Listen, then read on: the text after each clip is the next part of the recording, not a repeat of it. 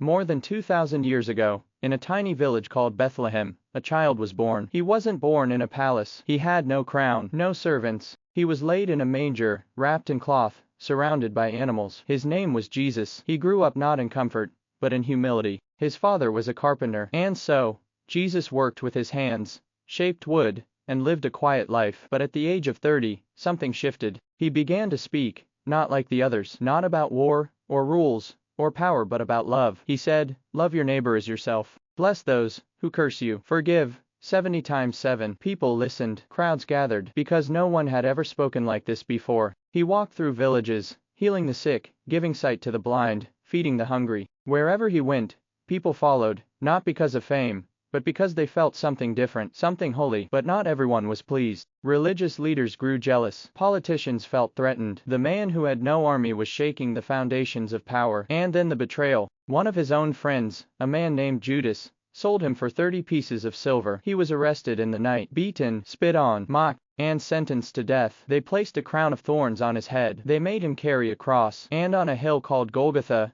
they crucified him. As he hung there, bleeding, people laughed. Soldiers gambled for his clothes. But Jesus didn't curse them. He didn't beg for help. Instead, he whispered, "Father, forgive them. They don't know what they're doing." And then, he died. Darkness covered the sky. The ground shook, and those who had mocked him felt something terrifying. His body was laid in a tomb. A heavy stone sealed the entrance. His followers were devastated. The one they called Savior was gone. But 3 days later the impossible happened. The stone was rolled away. The tomb was empty. And Jesus was alive. He appeared to Mary, to his disciples, to over 500 people. He spoke. He ate. He showed them the scars in his hands. He had defeated death. He had done what no man ever could. And before he returned to heaven, he gave a simple command: go into all the world and tell them what you've seen. And that's what they did. A small group of fishermen, tax collectors, and ordinary people spread the message of Jesus across the world. They were tortured, imprisoned, and even killed, but they never stopped, because they knew what they saw was real. Today, more than 2 billion people believe in that same Jesus, not because of religion, but because of relationship, because he didn't come just to change history. He came to change hearts. He came for the broken, for the lost, for the sinners. He came for you.